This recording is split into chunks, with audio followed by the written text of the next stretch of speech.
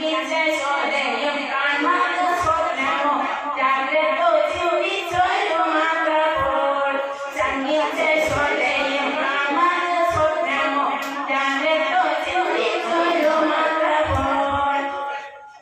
പിന്നെ യുവജനമുന്നിക്കണ്ണന്മായ ഇരകൾ തന്നെയിരുന്നു മക്കം ഇരകൾ തന്നെയായിരുന്നു മക്കം ഈശ്വരൻ തന്നെ ഇവനെന്നു നിശ്ചയം രക്ഷിച്ചു